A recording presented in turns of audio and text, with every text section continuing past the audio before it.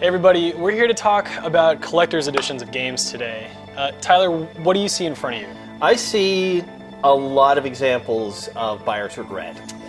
So you're of the opinion that collector's editions don't really have much meaning, like, outside of the initial get, right? Like, in the end, it's just kind of a waste of space? I'm of the opinion that anything that you spend extra money on that isn't extra game is just stuff that's just going to clutter up your house, and you might be excited when you get it, like when you first open the box and get it, and then in a year or two you're going to wonder, why did I buy this and what am I going to do with it now? I mean, that dragon statue looks great. Yeah.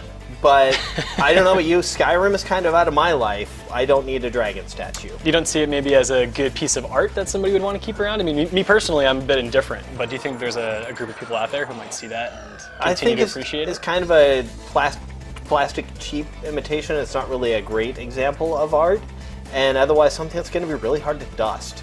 And so most of the stuff we're looking at here are sort of these large physical models. There's this controller from Resident Evil 4. Yeah, that was a fairly famous one. There's this completely impractical controller that looks like a chainsaw, which is, endemic of stuff from the game, but it's a bad controller. So fair enough with that, because that is just a little silly. But I mean, so I'm of the opinion that for the right series, or for the right series, you can be coerced into buying pretty much anything. Like for me, anything like art books or like DVDs with behind-the-scene commentary for a series that I really like, for example, like Gradius or Castlevania, something like that, it's really easy for me to attach myself to it. But when I see something for, I guess Skyrim, for example, I don't really get it necessarily. I do find it interesting that you use the word coerce, because that kind of suggests that you've been convinced or connived into buying this stuff based on your love for this franchise. And I mean, there are tons of franchises that I deeply love, but I don't feel like that extra money is reinvesting in my love for the game, because it's not something I get to. It doesn't increase my enjoyment of the game. It's just... In a lot of cases, that's true. For me, I guess, when I see something like, concept art, right, that gives me a little bit of insight into what went into making the game. The same that goes with, like, developer interviews and things like that. But I mean, if it's stuff that, unless it's actually coming with more game or stuff that you can experience outside of the game, like a soundtrack, I could get behind a soundtrack for a game. And in fact, I buy a lot of game soundtracks because I like the sound design of a lot of the games, so I want to get to experience that in times where I don't get to enjoy the game. Because a lot of this stuff is sort of developed by, PR firms trying to find ways to market the game to people and get a few extra dollars. But do you think that money should be kind of redirected back into extra content rather than stuff like this? Absolutely. Can you think of any examples where that's happened? I mean, it seems kind of rare. Everyone's trying to push these sort of things, like these statues, like the recent well, there's the Dead Island creepy torso thing. Right. Yeah. I mean, that stumbled for its own reasons, but I think it's at this point, who really holds that series, and I say series loosely, in high regard enough to spend the extra money to get that, which is pretty grotesque in its own right. Right. And I mean, we're also starting to see lots of really high value items. Like out there we have the Black Ops remote control card camera thing. Year before that you could get the Modern Warfare 2 or 3 night vision goggles. Like, who has a practical use for night vision goggles that isn't a complete creepo? So, but also talking about value, some people speculate on this stuff. They'll think, okay, this series is really popular, there's only going to be so many of these. Down the road, I could double, maybe even triple my money with the right thing. That's the other angle, because I have no personal interest in collection. Yeah.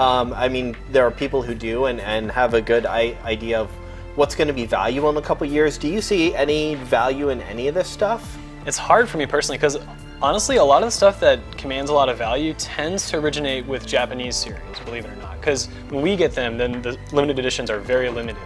And the amount of people that they're trying to convince to buy these is already pretty small among the entire industry in our country. Personally, from this lot, I wouldn't want any of this. And I'm a collector. Like, I actually like to collect games quite a bit. And in some cases, art books, like I said before, DVDs with developer stuff. But I guess I have to agree with you that when it comes to these large statues, it doesn't do anything for the game itself. And it really is just a bit of fan service to get you excited. Yeah, and we're seeing a bunch of this kind of stuff right now that's being marketed towards players. I mean, there's the Dead Space 3 Collector's Edition, which that game just came out this week. which that's being pushed as a collector's item. Right. And further down the road, there's the BioShock Infinite, the Songbird edition, which comes with a statue, and it also comes with an art book and I think some patches and stuff. But do you foresee this stuff becoming collectible or sought after by collectors in a couple of years? It's hard to say. It depends a lot on the quantity. If they were really limited collector's editions, in terms of quantity, not just the time frame when they were available, maybe. That does happen. But for the most part, some of this stuff seems like it was pretty well mass-produced for people who are willing to spend the extra money. Yeah, so in essence, these aren't even really collector's items. These are just high-value items, but without any kind of proof that this is a limited production, there's no actual scarcity out there that could drive the value of these items up, correct? Right, yeah, and sometimes that really does depend on, the amount of people that they're trying to get this game out to in the first place, If it's a game like Dead Space 3, for example, they're expecting millions of people to buy this game, and probably a couple thousand, 10,000 people to spend the extra money for that extra edition. Yeah. That's not going to be that limited. Limited is 2,000, something like that. Then you'd see the item sort of jump in value even after a year, once it's hard to find. The Ni no Kuni bundle, for example, the Witch edition, that is already going for close to $500 on eBay. Yeah. And people are going to keep paying a lot of money for that because it is sort of sought after. And the game, as far as I'm aware, at least in that edition, didn't get a big printing. Yeah. So it seems like as long as it's an actual limited production, legitimate scarcity of the item, it will be a valuable item in a couple of years, and it's probably worth seeking after. Potentially. But these statues, I'm just not convinced. Yeah. So we've been talking a lot about collector's editions around the office, and we wanted to make a video to kind of jumpstart the discussion. How do you guys feel? Maybe some of you bought these figures now, but where do you see yourself with them 10 years down the road? Do you want to hang on to them?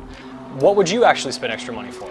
Do they actually improve your enjoyment of the game? Or instead of just looking at a statue from Skyrim, maybe you should just play more Skyrim? Leave your responses in the comment section below, and we'll be sure to follow up with you guys, and thanks for watching.